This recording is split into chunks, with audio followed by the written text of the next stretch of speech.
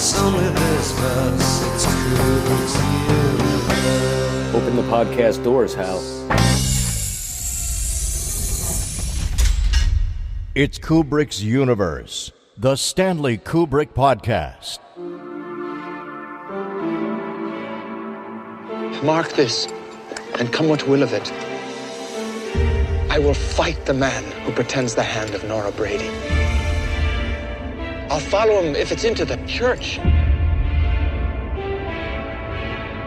I'll have his blood, or he'll have mine. The boy must go into hiding just for a short time till matters are blown over. That poor child has never been away from home in his life. All clever young fellows who are free and able are hereby invited to step up. My name is Redmond Barry, a ruined lad, and send me to the devil. You are a liar.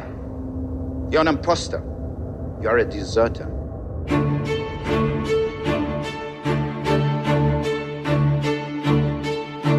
He seems to me little more than a common opportunist.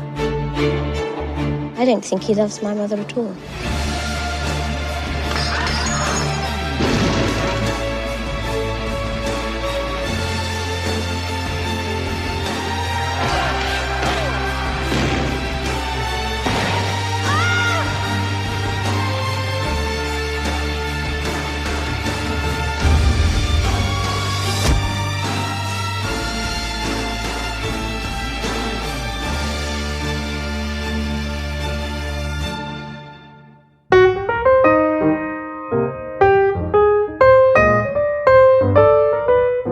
Hey there. So you just heard the trailer from Barry Lyndon, which is, of course, the film that marked the beginning of a long-time collaboration and friendship between Stanley Kubrick and our guest for this very special series of episodes, Leon Vitali.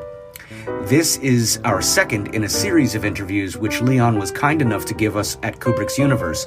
And coming up, you're going to hear Leon chat with us about his first introduction to Stanley, as well as, of course, his work on Barry Lyndon.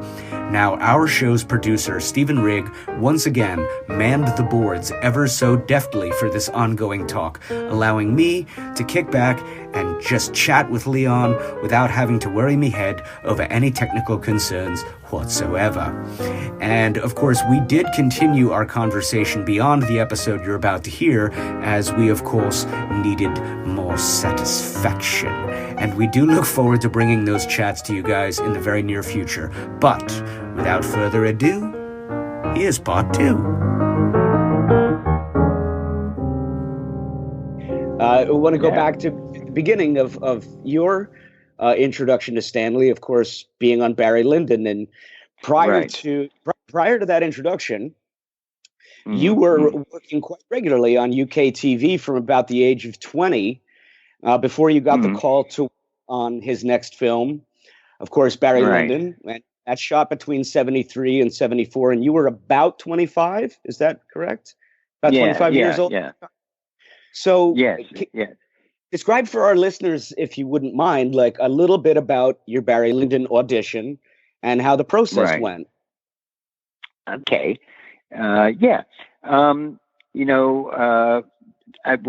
Just after I'd left drama school, I saw Clockwork Orange, and for me, it was like an amazing experience, different from the one I'd had with 2001, because that's something unique in itself. But what I saw was, the acting, McDowell and everybody, I mean, how big and broad and bold it was. Yes. It wasn't this sort of underplaying, naturalizing kind of, it was like everybody's psychosis was on display, from the moment that you first see them on screen, Yeah. And I was so blown away with it. And I was watching it with somebody, and I actually did turn to them, and this is absolutely true. And I said, I want to work for that man. I really did. Thinking as an actor, And I was working on a production called Catholics, which was a made-for-TV film, in Ireland. You know, it had Martin Sheen and Trevor Howard, Cyril Cusack, and you know, Michael Gambon. I mean, can you imagine?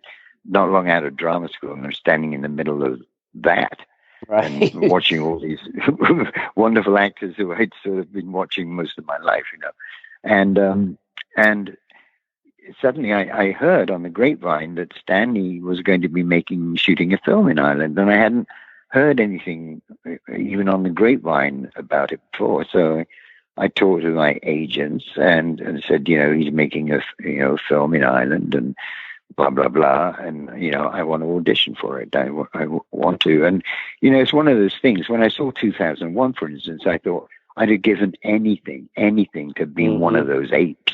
You know, just to be one of those apes, you know, just to be a part of it, you know. And that's what I thought about, you know, Barry Lyndon. If I only had a scene, that would be wonderful enough, you know. But quite a bit of time went by, and suddenly he was auditioning actors in London, and I know that he'd actually had started shooting, and it was, of course, all the trades and what have you, and Ryan O'Neill and blah blah blah, and so I went.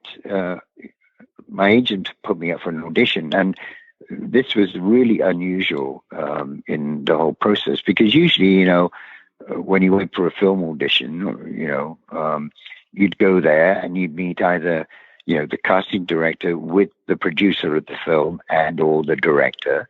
And you'd hand over a 10x8. You'd sit there with them, hand over a 10x8, and then you hand over, you know, your history as an actor, and they'd look at it and they'd say, very nice, okay, thank you for coming in. And that was generally the last you heard of it, you know. Suddenly I got through the mail on, you know, about 4 days before I was going to audition.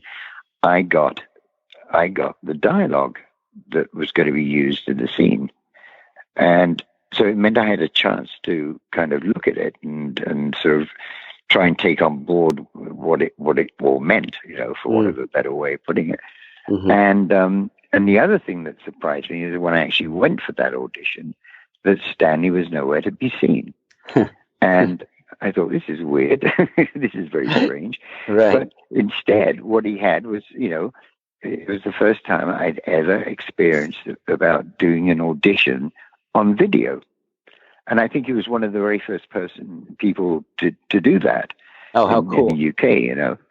Yeah. And I just thought, this is fantastic, because you're not there trying to impress him and, you know, just being nice, you know, hail fellow, well met, or or whatever it was, or trying, you know, you hear it's about a sensitive role, so you sit there pretending you're uber sensitive, you know, throughout the interview.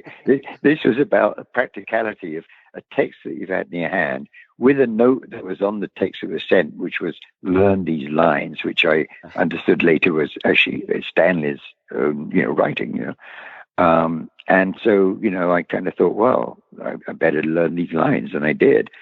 And it was almost, for something as such a norm now, it was so surrealistic an experience at that time, you know, 1973 or 4, whatever it was. You were at the vanguard of something that, as you say, is, you know, very de rigueur nowadays. You know, in that it was basically a dual purpose screen test. Yeah, not just an audition of how you know your lines. Yes, exactly. Now that's something, you know. When I started doing that side of it for Stanley, you realize how valuable it was as a first assessment. It wasn't a question of sort of thinking, okay, well, let's see what this guy's got. You know, the way they came prepared for the audition told you a lot about the person already, you know. Right. And I was so thoroughly prepared, and then I got called back, you know, and it was the same again. And the fact of the matter was, you know, there was, when I started, only one scene, a dialogue scene for me, and a couple of pass-by shots just to establish who I was, you know. Yeah. But as we went on, and, you know, from the very first day, I can't tell you, it was it was so weird because I'd expected to, to meet a man who smoked cigars and was American and brash and, kind of shouted all over the place. And, Right. and in fact, I almost had to keep saying, sorry, say that again, Right. because he was so soft and so kind of very, talking like this, and you kind of thought, well, actually we're talking and we're not just sort of displaying, what the power structure is here, you actually felt like there's a communication, and that started on day one. Oh, how interesting. And with him, and he got me down what he did, which was so smart. Really, it was. He gave me a text to learn, which happened to be, it ended up in the film as, the way the thing I say to Lady Lyndon, before I got beaten up, and by Ryan, this concert. And we spent several days on that scene, and we broke for lunch one day, and Stanley said, Leon, don't you stay here, I want to have a word with you. And honestly, I went ice cold, because there were people who started shooting on Stanley's films who actually was, well, thanks very much, it didn't really work out. Let go. Yeah. And which must have been, the worst feeling in the world. And I thought, this is it, Right. And so I was all geared up for the shock. And he just said, you got a cigarette? And so, so we're sitting in the middle. And we sit in the middle of this huge room with all these Van Dykes and God knows what all over the wall, not an inch of wall space, with all these masters from the 15th, 16th, 17th centuries hanging around us. And we sit in the middle of this room smoking cigarettes. And he said, he just said, I've been watching you, and I really like the way that you kind of approach everything. He said, when we have a break, setting up a new situation, you seem to be working on, you're walking around working on your dialogue and what have you. So I'm going to tell you that I'm going to keep you here, to the end of the movie. I'm going to write a whole bunch of scenes for you, and you'll be here to the end of the movie. And he said, what do you think? And it's probably the first time in my life I was speechless. I mean, and really, I mean, and I don't want to sort of minimize it. In fact, I'm doing quite the opposite. I have smoked some stuff in my life. I mean, I really have, which is, Durban poison is probably the worst I ever did, and sent me through a hoopla. But believe me, I mean, it was like getting a huge shot, I mean, I was somewhere floating. I was floating, and it was extraordinary. And he said, "Listen, I can see you're really interested in everything. So, if you want to just be on the sets and watch, sometimes, you can." Which was very rare for Stanley, because if you didn't have something to do on a set, you shouldn't be there. That was the point, And so, I mean, it was and he used to keep me hanging around, you see, till 5 or 6 in the evening before they wrapped, in full costume and makeup. And then he'd call me in and say, do you know those lines? And I said, yeah. He said, say them for me. And so I'd say them for him. And he'd, put out his hand and shake my hand. He said, thanks, Leon. And that went on for ages before we actually shot a single shot of me. Yeah. So I was constantly sitting on a set for an hour, 2 hours, 3 hours at a time, and just watching how everybody, I mean, I suddenly realized there's hundreds of people here all working on the same thing, and all kind of doing something to achieve the same path, to follow that same path.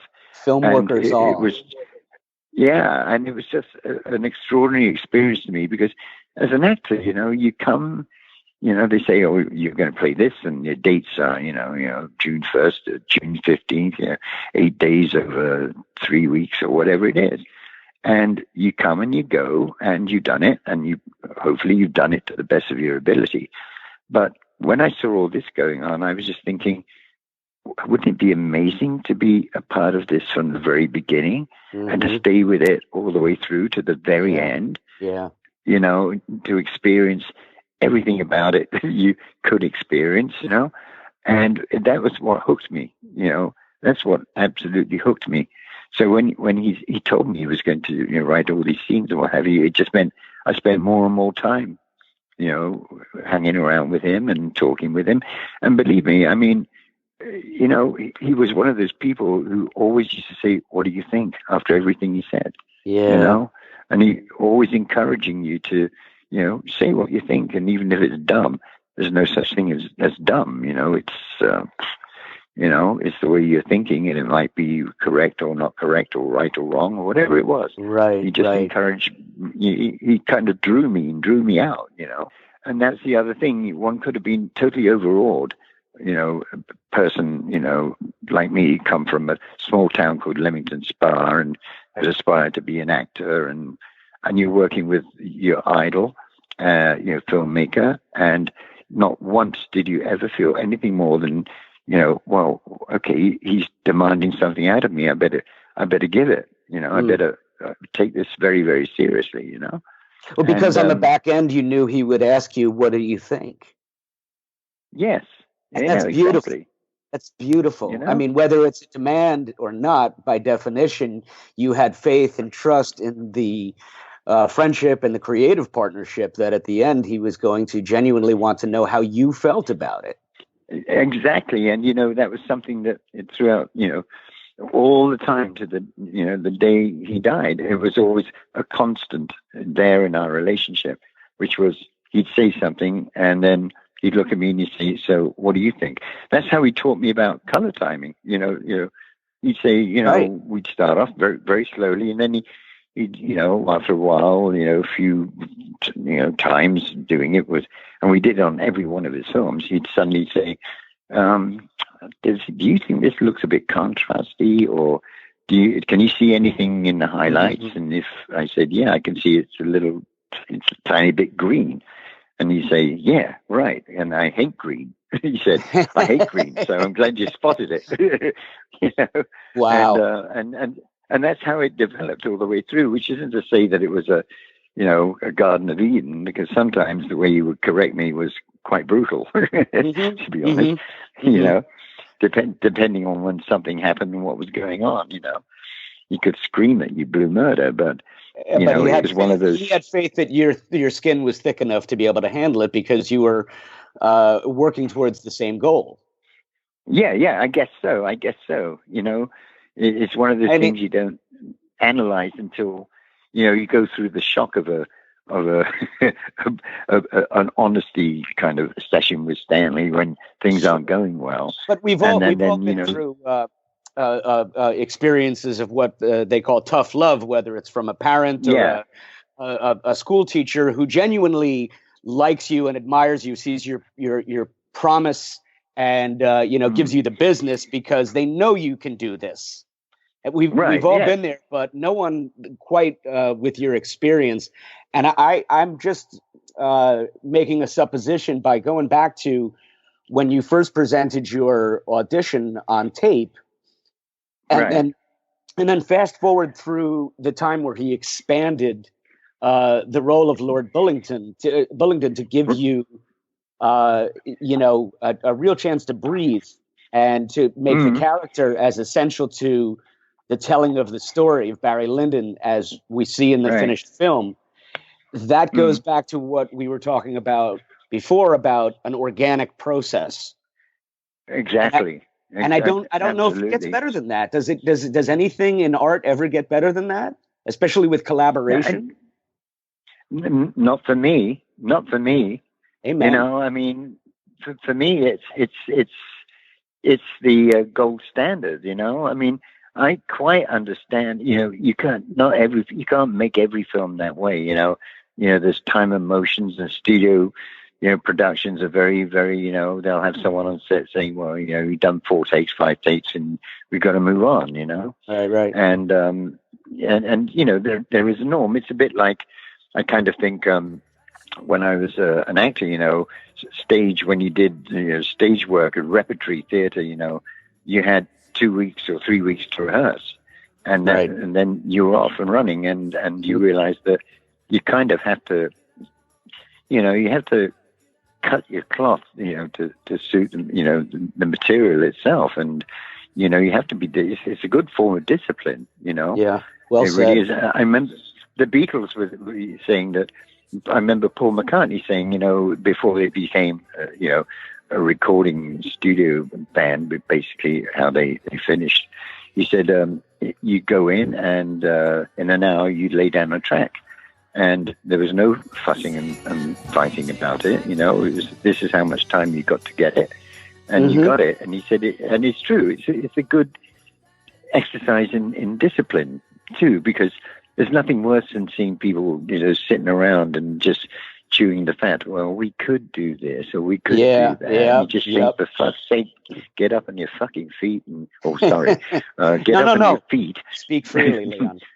All right. Yeah, just get up and try it. And rather than talk about it, try it and see if it works and see if it leads you somewhere. I mean, so that's a beautiful way to work. And, and I know there are a lot of directors who wish they could get to that point and then do it. And there are a lot of painters who would love to take a year or 2 years on a masterpiece, or a novelist or an architect. I mean, all these things are, but the life's not always like that. It doesn't work out that way. So you've got to have, that you realize that it sort of helps you even inside a long sort of period where you're, gestating an idea.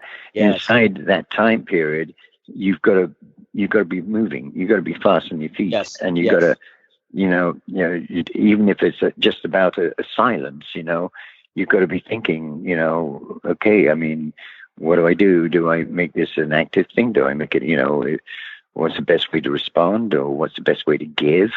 That'll help the other actor, or whatever it is, Little help from my friends. Brushstroke.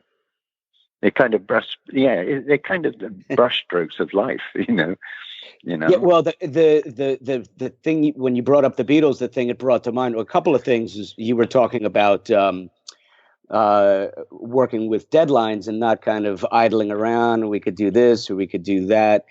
And right. Two correlations I would draw with the Beatles, since you brought them up, is that, for one thing, the thing that always struck me and will always be there for me when I listen to the Beatles, and the Beatles, I say emphatically, not only are my favorite band, but they have made my life richer and made me a better person, and their music, the breadth and scope of their entire catalog. If there's one takeaway, if I'm forced to come up with one takeaway, it's that, these guys knew somehow, even when they were just kids, they knew that the formula was to never be formulaic. Yes. And I see that analogy, that correlation in Kubrick's work as well. If you look at the diversity, you can like the Beatles, you can still tell this is the work of Stanley Kubrick. This is the work of the Beatles. And the Beatles, this is my only other thought, because you were saying about working under pressure and not idling around. They had failed their first audition for Decca Records and were so eager to please George Martin when they got their audition at EMI. And George Martin was, of course, he was recording Spike Milligan and Dudley Moore, doing comedy records. EMI said, okay, this is a band, a boy band that's going to come and go. We'll give Mr. Martin this job. And they just walked in there and said, right, well, we failed the first audition. Let's knock this one out of the park. When they got the chance to record their first album, Please Please Me, I don't know if you know this, they recorded that entire album in one session. It's estimated between 12 and a half and 13 and a half hours straight through. That whole album was done in a day. Right. Yes. Yeah. Incredible. And then, I don't know if you've seen it, there's a wonderful documentary called The Making of Sgt. Pepper. Oh, of course. And oh my God. I mean, you realize, there was nothing they wouldn't try to make something work. I mean, it was astonishing, manipulating, recording, machinery in a way that had never been done before, but which are now, standard formulae, inside music making. Yeah. It's absolutely, every time I see that documentary, I just go, whoa. Wouldn't you like to be a fly on the wall in that studio? Yeah, right. And they did it all on a 4-track analog reel-to-reel machine. You talk about primitive.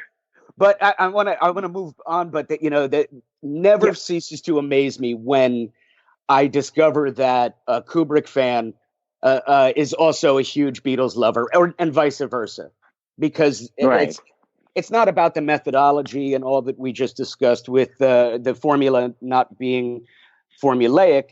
It touches upon a deeper aesthetic and so many other things that were visionary, groundbreaking. We could go on, but absolutely. And there's that great quote of Stanley's in, I believe, the 1968 Playboy interview, where he talks about two men from vastly different backgrounds can have nothing in common except you put on a Beatles song that they both love, and they're going to become friends. And I'm paraphrasing, but we had the great fortune of getting to interview David Morley, who, of course, played young Brian Patrick Lyndon. And I got to tell you, Leon, he spoke so ebulliently about his fond memories of working with you. And he even mentioned just how great you were as one of the big kids. And we all had those growing up in the 60s and the 70s. There were the big kids. Right. And he said you drove him around in I think it was a Triumph Spitfire, a sports car. Yeah. Do you have any memories of David? Oh my God, of course. And, it's one of those things, I wonder what he's doing now. And the same with Danny Lloyd. When I saw him, it's the first time I'd seen him ever since we'd said goodbye at the London airport after we finished The Shining, and you look at him and it's the same eyes, and there's something very much the same in that personality and what have you. But at the same time, you kind of think, well, this is a person who is extremely mature. I mean, he is a professor at the Kentucky State University now, and you kind of think, how fantastic, how wonderful those eyes. But also I realized he had a very down-to-earth way of thinking about, that whole experience. I mean, he wasn't even quite 4 years old when I first met him. And this is the other thing, and this is a bit risque to say, but I was talking with Milena Canonero, who was the costume, designer, along with Ula Britt Sutherland, and we were looking at David Morley, and she said, "Isn't it remarkable? He's absolutely the perfect proportion, as a human being. Everything, he didn't have gangly arms. He had arms that suited the size of his body, and his head wasn't too big or too little or whatever. Everything was sort of physically kind of perfect about him, and he actually." He wore the clothes. The clothes didn't wear him, so to speak, Yes, and it's such a beautiful, unconscious kind of thing about, the way people can be from when they're very, very young. And so I do wonder, I mean, what's he doing? What does he do now? I mean, David is he lives in Brussels. I believe he also has 3 young kids of his own, and he's been a very successful electronic musician for the better part of 3 decades now. Yeah. He's got albums on iTunes, and we became friends after. Yeah, we had a great conversation, much like this, if I may say so. And anyway, he and I just chatted a little bit on Messenger on Facebook after we spoke, and he was so kind. He went and took the time to listen to some of my music, and I could tell he genuinely gave it some thought. And I, reached out to him and told him, that I've always been, a rock and roll guy, but I have this real penchant for electronic music, and I'd love to pick your brain because I listen to his stuff, and he's just great. And all of that being said, he just has great memories of your time together. And do you have any recollections of like your time off the set, or again driving around in the Spitfire? Yeah. Yeah. No, absolutely. I mean, for me, you know, that whole period. I mean, my initial contract was 13 days over 8 weeks, and I was there for like almost 8 months, and it was like a beautiful. What can I say? If I say summer of love, you know, the whole feeling. I mean, when we traveled from one location to the other, which was normally one stately home to the next stately home to the next stately home, it was like, you know, the scenes you saw, or the film you saw of the Emerson, Lake and Palmer, you know, road shows. You know, it was truck after truck after truck after truck after truck, and car after car after car after car. Reference. That's great. You know, and so and so there was a lot of, you know, moving into new locations and hanging out, you know, with people, and you know, spend a lot of time with, you know, David and his family, his brother and his mom and dad, you know, and it was just a wonderful, remarkable time, and one of the most beautiful times, because it seemed like there was nothing in my life to worry about, you know. I mean, there really wasn't, you know. It was just gorgeous, the whole thing. And David, of course, you know, he's part of that. And you know, something that always strikes me, when the other day, or last week, Arliss Howard came to LA, and who played Cowboy in Full Metal Jacket. Yeah. Right. Now, I had not seen him in 30 years, and this is absolutely normal and par for the course. When we actually met, it was like we were two survivors from a protracted war. You know, you suddenly you meet each other and you go, "Oh my God, you survived! You're alive! You're alive! You're alive!" Exactly. I mean, it's exactly the feeling you got. And you know, what's been wonderful for me, this experience with film work, is I've met people who, you know, were apprentice camera guys on Full Metal Jacket. And now they're grown up adults, and they're working very successfully inside the business. And you meet and you feel exactly the same buzz. You think, how great, how fantastic, you know, because when you spend that amount of time together, you're a family. There's no doubt about it. You become, you know everything about each other on the most superficial of ways. And you always promise, here's my phone number and here's my email or whatever. You're always going to contact each other, but somehow you never do. And next thing you know, 30 years have gone past, and there they are standing in front of you. That's and beautiful. You just think, this is a beautiful thing. This is a beautiful thing. It's, you know, and yes, oh my God, I'm so happy to hear that, you know, what he's doing. And he was such a bright spark, you know, he was such a bright spark. And at the time, you know, very alert, very kind of, you know, trigger. He was like a trigger. You could, you know, you had to push the button, and off he went. He was just absolutely fantastic. Yeah. You know? Well, I mean, even just from a viewer's perspective, it's always struck me that the performances that you and David gave are really I mean, I don't want to put anyone under the bus, but it's you know, nothing at all like that. It's just that you guys really, the more I've watched that movie countless times, obviously, duh. Right. But you guys are the heart and soul of what makes the story work, and the propulsion of the storyline and everything. It all hinges upon whether or not you guys brought what you did to those roles. And I think they will always speak for themselves. They're just phenomenal, timeless performances. And there I'm done gushing about it. Thank you. But I mean, I may talk a lot, but I mean everything I say, Leon. You know what? You know something, for me, you know, when I think, you know, when we were shooting Barry Lyndon, and there were all these wonderful, wonderful actors like Andre Morel, and, you know, people who had maybe 2 or 3 scenes, but counted.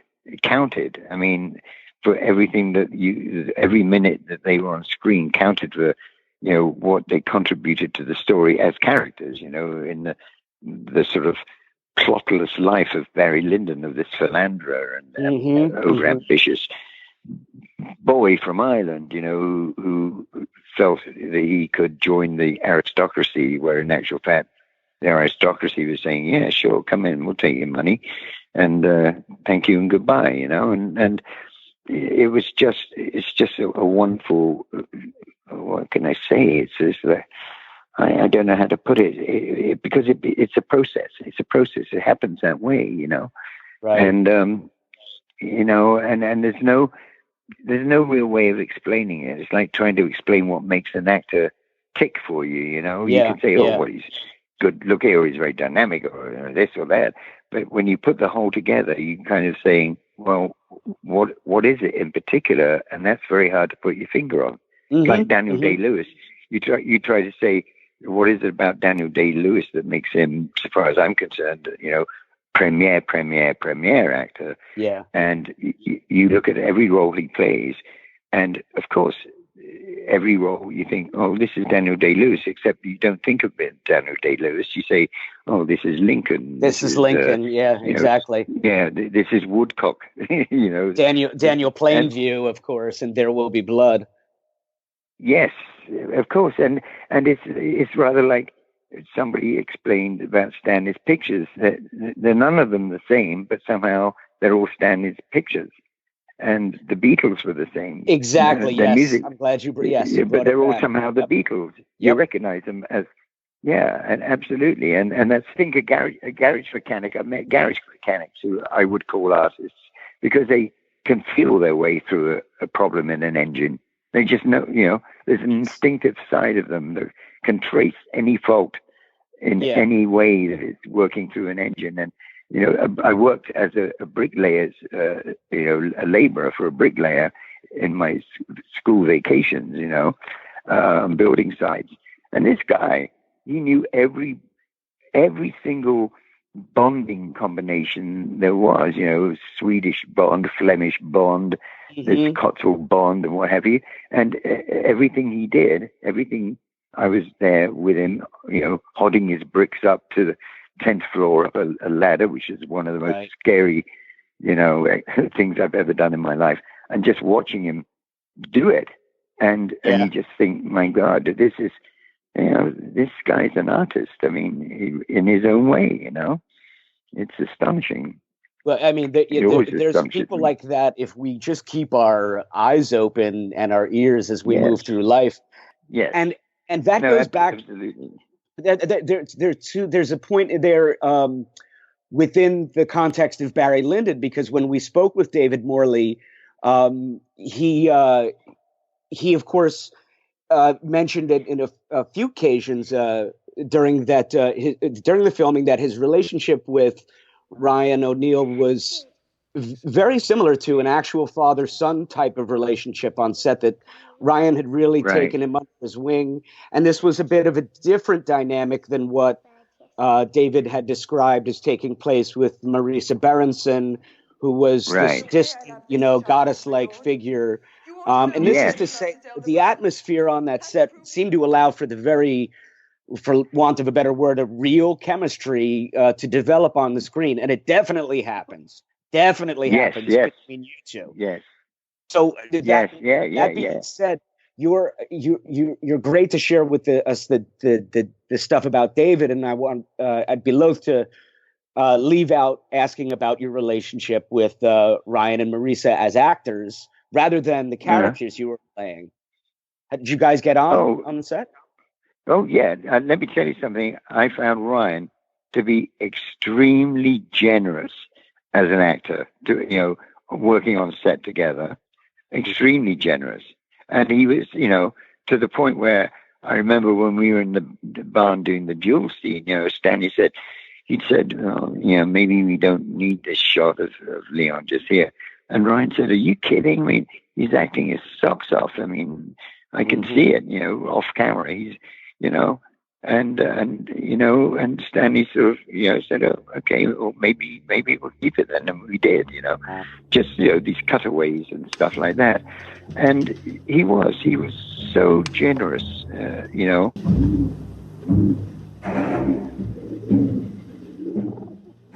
Mr. Lyndon, are you ready to receive Lord Bullingdon's fire?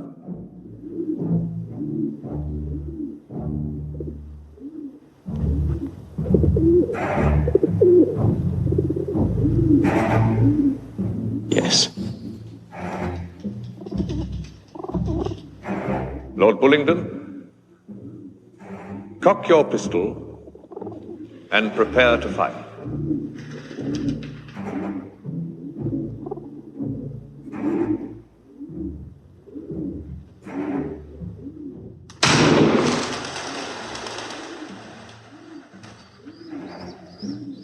Sir Richard, this pistol must be faulty. I must have another one. I'm sorry, Lord Bullingdon, but you must first stand your ground and allow Mr. Lyndon his turn to fire. That is correct, Lord Bullingdon. Your pistol has fired, and that counts as your shot.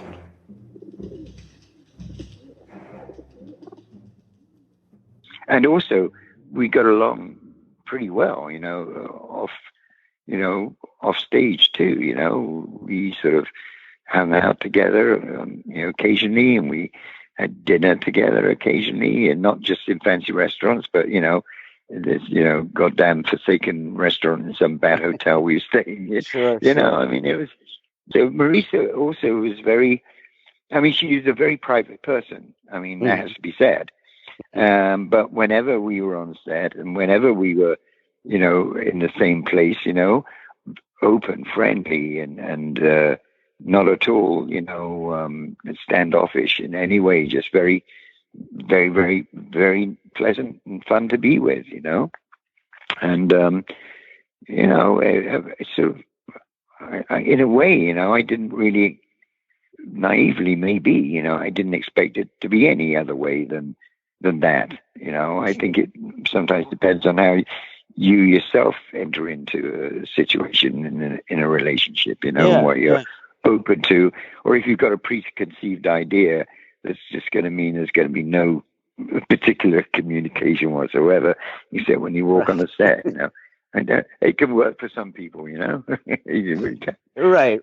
So, yeah.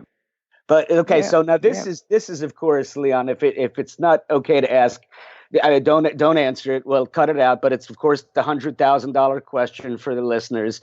Are there scenes from Barry Lyndon that you shot which are not in the finished picture? Yeah, the very first scene, that I shot was a scene that was never used simply because it was superseded by the way Stanley developed the character, which was when I'm reading Hamlet to my mother, and I'm reading the speech by Hamlet where he's hammering Gertrude about, what a disloyal and superficial bitch she is, Yes. And the way that she married her husband's brother after her husband brother murdered her husband, Right. and how she went so fully into it and so quickly, and what kind of person is that?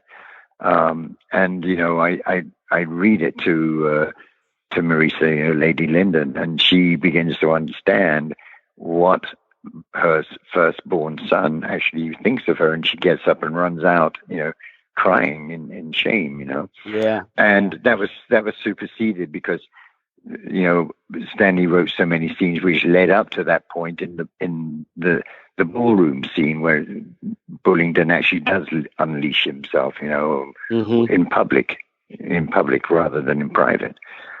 So that didn't make it. And trying to think of, apart from that, I can honestly say that's the only scene that I recall shooting that was not used in some part in the movie. And I think that had to do really with the fact that Stanley's sort of gone, I can do something here. And so everything, wasn't written at a distance of, writing a character. Who do we get to play this character? He was already beginning to understand. Sounds a bit egocentric. I don't mean it to be, but I was pretty malleable as an actor. Right. I was always willing to try anything. And Stanley saw that. Yeah, you have to be. And Stanley saw that, and And so every scene that was written, you know, from the time I was there, you know, had a purpose at the moment of shoot. I mean, some scenes were written, you know, like we sat in the duel scene. For the duel scene, Stanley and Ryan and I sat in the caravan reading books about the history of dueling and finding, you know, great ways in which, and one of them was, you know, one of the ways they used to duel was, you know, two people who had this disagreement sitting in a back of a carriage, and one hand would be strapped to the one hand of the opponent, and in the other hand were knives. And then the carriage was sent around the block, and whoever had hacked each other to death when it got round. I mean, but that's how brutal it was. And and listen, you know, this is the thing, you know, you could be insulted as one of the, you know, the higher echelon if someone so much as tripped over this long sword that was hanging by your side at court, you know, or whatever it was. You had to receive satisfaction. You had to receive satisfaction. And you'd have thought, well, practicality would say, well, we better shorten these swords because it's a needless loss of life. Wow. No, they made them longer. It was a way, you know, I guess it was a passage of life, you know, that these people went through, and death meant something completely different to them than it does to us now. And we can have no perception of it, really, in our reality. To how these people, I mean, lifespan was, you know, for a long time, you know, 35, 40 years old. You know, that was it. And so, you know, we think of it in an entirely different way, life now, than of course they did. But the same rules apply in a way, you know. It's just once they went from daggers to you know, the invention of the flint pistol, you know. Yes. Ball and flint, and then it's 10 paces. Yes, exactly. Well, I mean, it goes without saying that scene is the pumping heart of the entire story, and it all builds to that. And from my way of thinking, there is absolutely no better way. And almost as though, not that I would question, you know, Kubrick's editing choice, it almost as if the movie could have ended right there. I just think it's such a powerful and a strangely cathartic moment. The way that Lord Bullingdon, you know, he you know, Ryan O'Neal doesn't, you know, he fire upon him, and then he's expecting, you know, he'll be treated in kind. It's just, it's poetry defined. Yes. Lord Bullingdon, in view of Mr. Lyndon having fired into the ground, do you now consider that you have received satisfaction?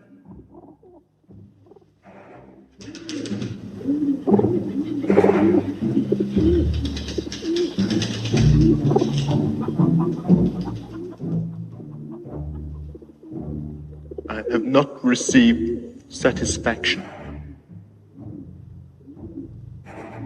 And this is the other conundrum that I've always felt stood out in that story, was that Bullingdon actually had right on his side, but there's no sympathy for him and why he does what he does. Yes. And yet Ryan O'Neal was awful. He was deceitful, he was dishonest, he was a bully, he was everything, and yet when you see him limping out to get into that coach, you know, with one leg missing, and you realize that all his ambition has gone. It's gone. And most of it is of his own making.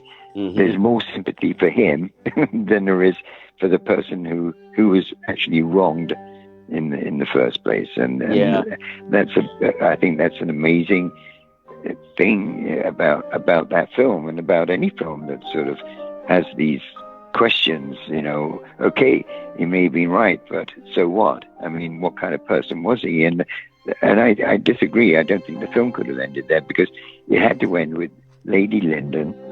Well, of course, you know, at this payment she has to make, and she looks up, and it's almost as like we've just gone through the story through her eyes, that okay, he was a rogue and he was an asshole. He was this, he was that. Yeah, yeah. But at least life had something. It was exciting. The scene with Marisa signing the check, she's going through check it, and then she comes, it's just like another document, and only this one is for Barry Lyndon to receive his guineas to stay in Ireland, and the look on her, and that final shot, it could not have ended better. I was fortunate enough to be at the event in April last year in Manhattan, where they had the Barry Lyndon screened with a live orchestra. And, I heard about that, yeah. Oh, Leon, I wish you could have been there, man. I got to tell you, it was like 3,200 people packed a house for a film from 1975. And I know. that final scene, like, you can feel everybody just kind of drawing this big breath, like this strange elation that it's the relief. It's we've come to that point in our story. We have satisfaction as viewers. And then it just says, it has Stanley's name, and over 3,000 people give it a standing ovation. And I got it on my iPhone. It was so beautiful. I wish I had been there. I really do. I was there too. Adam was there. Yep. Adam was Sorry there. about that. That was a garbage truck that just passed. No worries. How metaphorical. Exactly. But no, you brought me to something which I'm really sort of anxious to get across, and I tell everybody who when a conversation gets deep, when Barry Lyndon came out, it was absolutely flayed alive, by the critics. It's a strange thing, and I'm not bullshitting here, that I was so disappointed for Stanley, rather than, what it meant for me, because in actual fact, after Barry Lyndon, all those ambitions that I had, like joining, being a part of National Theatre or Royal Shakespeare Theatre, they were coming, and they were coming thick and fast, and I just felt so bad for Stanley. And I saw him, several times around about when the film was released, and he was hurt. I mean, emotionally hurt, And the funny thing was that when Eyes Wide Shut was released, we got the same thing all over again. That people didn't get it. But when I was in New York at the Metropole, and I was hanging outside talking to these young kids of film school and what have you, and I cannot tell you, I had these 19, 20, 21-year-olds, coming out saying, saw Eyes Wide Shut the other day. It's my favorite movie. It's my favorite movie. And it's moving in the same trajectory as Barry Lyndon has done over the years. Yep. It's gone from, a very elite kind of viewership and appreciation to people thinking, oh no, this is a film that everyone can relate to in one way or another, and it's beautifully shot and beautifully and like done, films blah, like blah, The blah. Shining, The Shining, and of course Clockwork Orange in 2001 managed to slip into popular culture references on TV and music and etc. And you're right. Ultimately, Eyes Wide Shut and Barry Lyndon have as well. It's just that sometimes the public's a little slow on the uptake, not to make a broad statement about everybody, but that's the way it can be. And this is one of the last questions I have about Barry Lyndon. So James has been, as I mentioned, really at the vanguard with Stanley Kubrick Appreciation Society, and he's just an incredible researcher. And only today, since you were just talking about this, only today, it's interesting, but I have a post he shared in SCAS, and I'm going to read it to you because it's to your point. He says, convince me that Barry Lyndon, now he's asking the membership, convince me that Barry Lyndon was a quote unquote flop or a box office disappointment. He writes, I have heard this repeated so many times.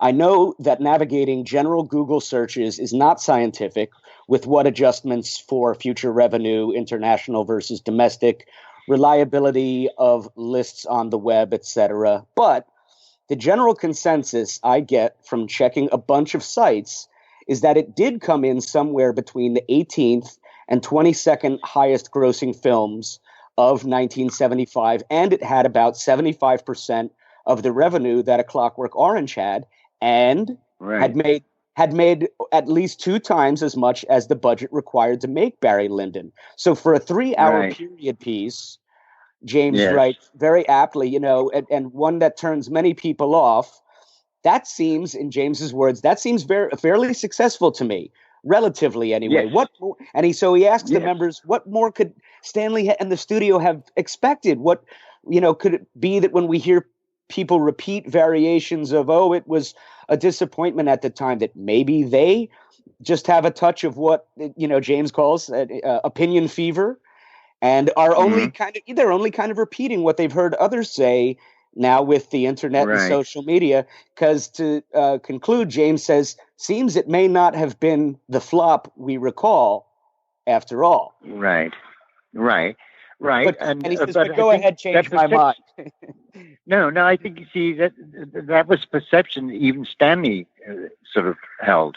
And I remember in the early 90s, the BBC ran all of Stanley's films from Lolita right through to, Full Metal Jacket at that time. Mm-hmm. And it was the first time, and what they did, Philip Norman, I think his name was, and he was the doyen of English film critics. And he had a little paragraph about each and every film, that they were playing that week. And, he starred them, 5 stars being tops and 1 star being bottom.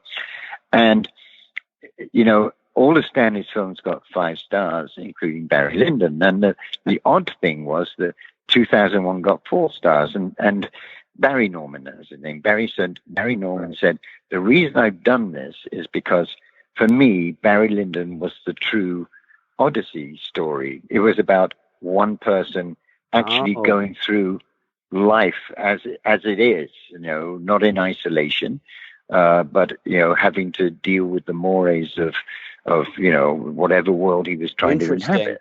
So more actually Homerian. Exactly. Yeah, no, absolutely.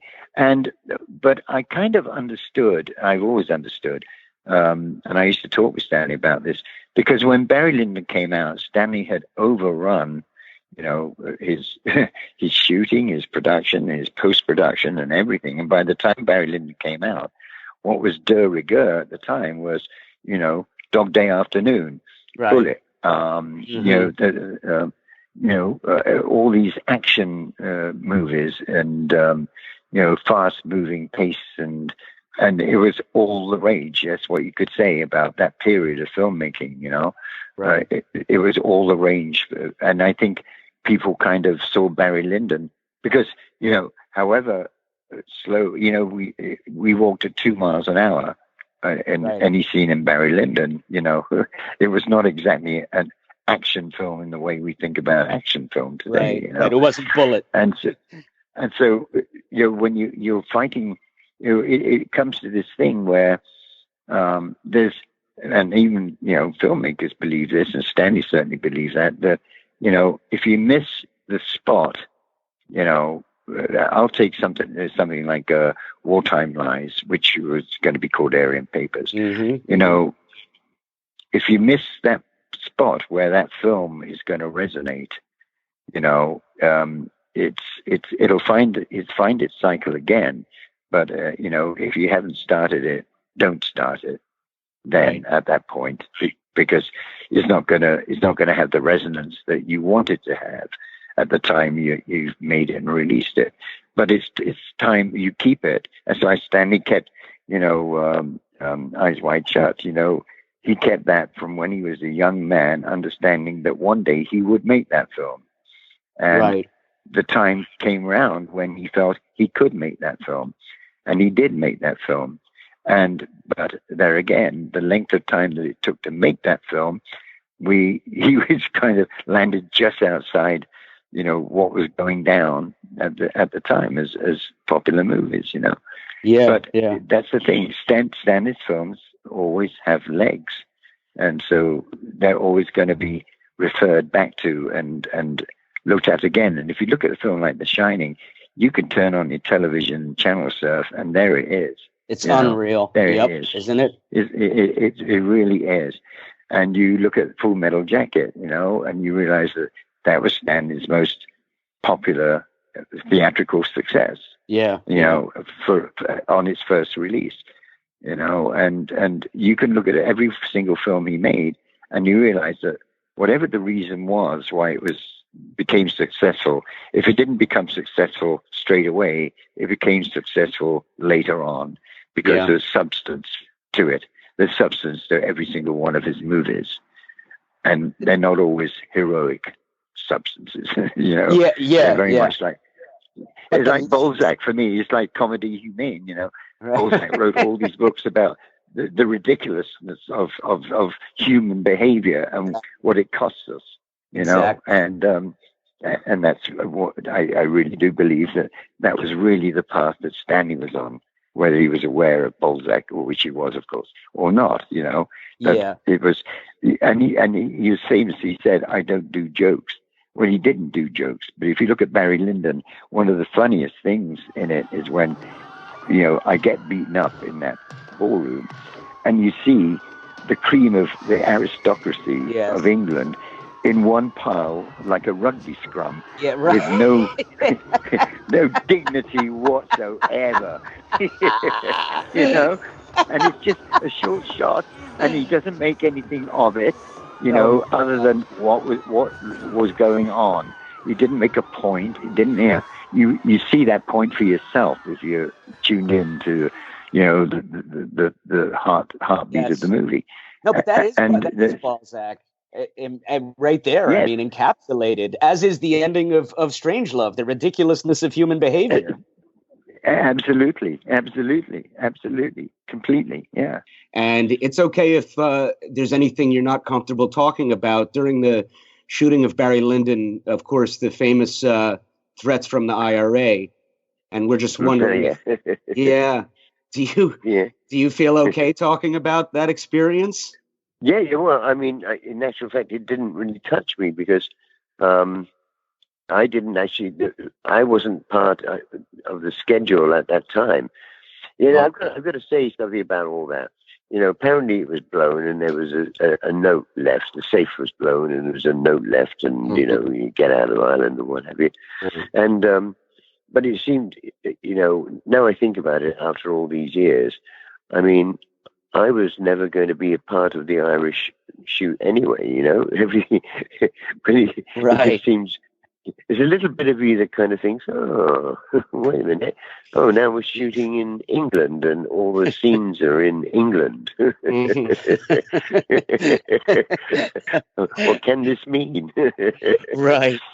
I take it that you did not ask a series of questions about why this was transpiring. The move. Well, no, should I tell you something? No. I mean, because I just took it as read, that's what happened, and maybe it did. I don't know, because the thing was at that time, you couldn't. Every day you heard a bomb going off, or every night you heard a bomb going off, and so you just took everything for granted. That anything loud that happened was the IRA. Wow. So.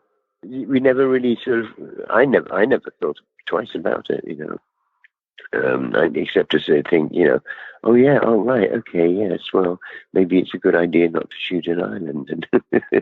Yeah. Oh my gosh. Wow. Yeah. And now, did you ever have any conversations with Stanley about how he felt about going through the experience, either during or after? Well, no, I mean, the only thing, it did come up when we were shooting the duel scene, and one of the sort of guys, one of the seconds, I can't remember which one it was, who was, doing the guns and everything, sort of talked about, I think they brought it up somehow, and Stanley was just talking about, how scary it was, and that he got out as soon as he heard, and he got a phone call. I mean, he was gone the next day. He was by the next day, in actual fact. And that's really all he ever sort of mentioned about it, and all the all the years I was working for him. I never heard anything more about it from him anyway. It was just always became like a piece of folklore almost, Yeah. That's interesting, really. I mean, I imagine that's something that as a father and husband you would probably want to just keep as low key and private as yeah. What he did, he had his wife and his kids with him, actually, which is, they'd been sort of, Cristiano was out and about painting and landscapes and God knows what. So I suppose it was as loose as any information might have been. You'd have thought, well, yeah, get out of there. Wow. You don't want to be hanging around. Yeah. Right. Wow. Yeah.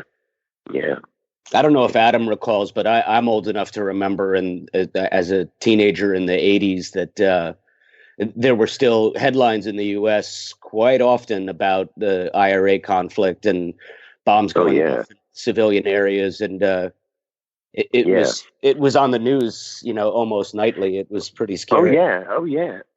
And I'm sure a lot of people would say, "Oh, you're just saying that." But believe me, I had a friend who was in, two friends actually, that was in the middle of a big explosion of the exhibitions at Olympia in London. They ended up under their show table. they didn't know what hit them. Yeah. Right. And I was driving up Park Lane. It was about 2:00 in the morning. I was driving up Park Lane, and I didn't want to drive down Oxford Street, because I found a shortcut.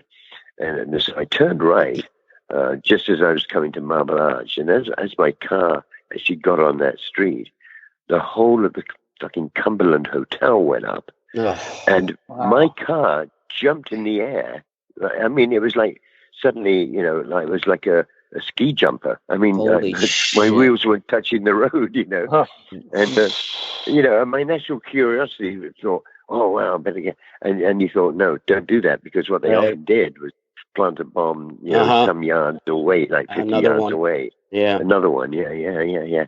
But, the Cumberland Hotel went up, which was a huge hotel on the corner of Marble Arch.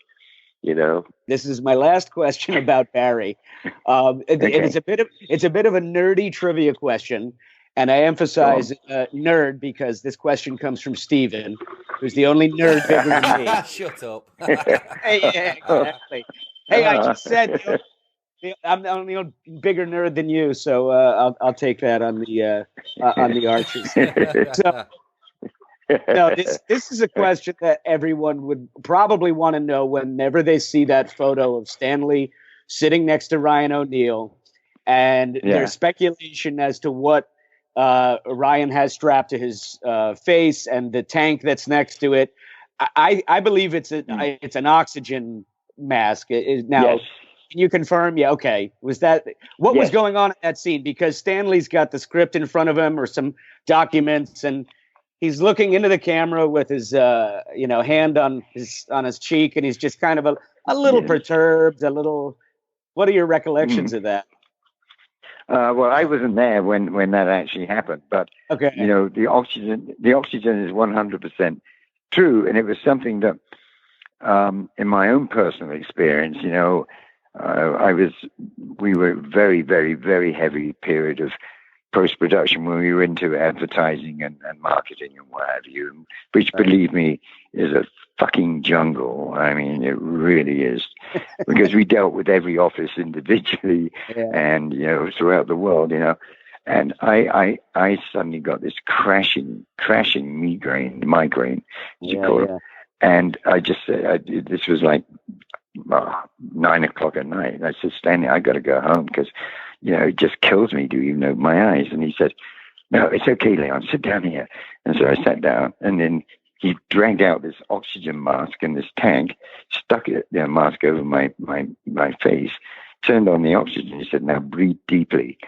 And I did for about, 5-10 minutes, and gone, magic, magic, which I was a little bit pissed off about because I really did want to go home. And you didn't get to go home.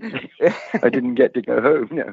But Stanley actually used it himself too, And well, and I'm glad you're clearing this up. No pun intended, because I think a lot of people would look at that picture and assume that Ryan O'Neal was just being very precious about his situation, and I'm the lead actor, I require this and that, and I'm glad to hear that it's not the case. So no, not the case at all. And you got to remember, I mean, it was so hot that summer. You couldn't have, I mean, the heat inside those rooms, however big they are, was excruciating sometimes. And of course, you were spending all that time. You were hammered when you were working on set, And you got to remember, Ryan is in just about almost every single scene in that movie. Yep. I mean, he carries that movie. And, there were times, of course, when, it was too much. People could feel it. I mean, Marisa felt it sometimes, Shelley in The Shining, it'll be a seed for you now. And she felt it at times, where we just couldn't, go on. But it was as much the sort of physical exhaustion of working in a place where, you were there 12, 13, 14 hours shooting under these lights. That's a testament to your craft, because, one thing I always feel I have to correct people is if I see in print someone saying so-and-so was a real trooper and they spell it Trooper, I have to correct them and say it has nothing to do with the state police. It's Trouper, and it's in reference to acting troops who have always said the show must go on. Yes. Etymology seems to be a strong point with you. God help me, but I'm a word nerd. Good. Yeah, me too. I'm a word nerd. So coined a new phrase. Stephen, you're not a bigger nerd than me after all. I take it all back. Thank goodness.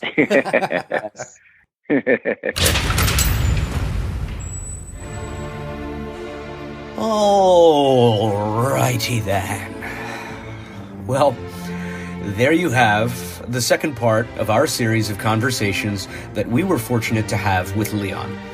Coming soon, we're going to hear him talk about his experiences working on The Shining, Full Metal Jacket, Eyes Wide Shut, and of course, his long career working side by side with Stanley Kubrick. Thanks as always to our producer, editor, and chief researcher, Stephen Rigg, and also to the awesome Mr. Adam Rakoff, producer of the Full Metal Jacket Diary app, and our good friend, James Marinaccio from the Stanley Kubrick Appreciation Society, who joined us in the conversation. Also thanks to James for contributing some really great questions for me to ask Leon, so I could end up sounding smarter than I really am.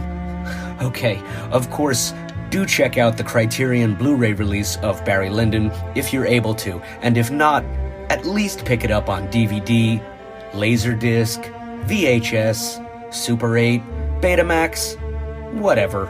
And for your oral pleasure, that's AURAL, pick up Barry Lyndon, the original motion picture soundtrack from Warner Brothers Records, available now at all Sam Goody's, Woolworths, Corvettes, Caldor, Tower Records, and wherever 8-tracks and cassettes are sold. Don't forget to stop by SCAS, the Stanley Kubrick Appreciation Society on Schmacebook, where Kubrick fans all over the planet gather day and night to keep current on the latest news in Stanley, share their enthusiasm, needlessly argue over subjective and interpretive meaning in every frame of film the man ever shot. I'm kidding. Relax. Just a joke, people. Oy.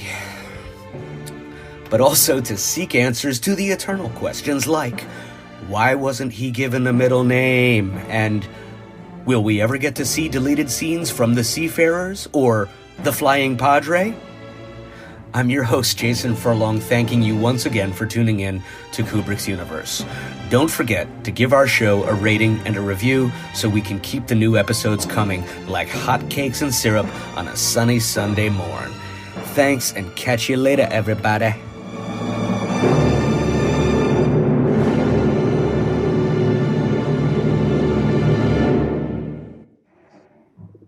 Lord Bullingdon, cock your pistol and get ready to fire.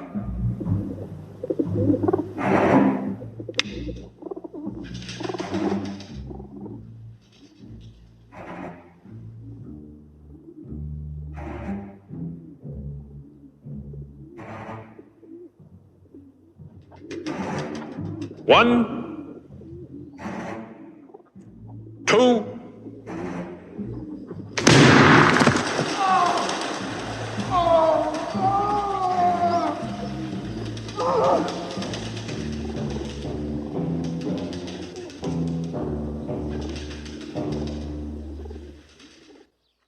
It's Kubrick's universe. We just live in it.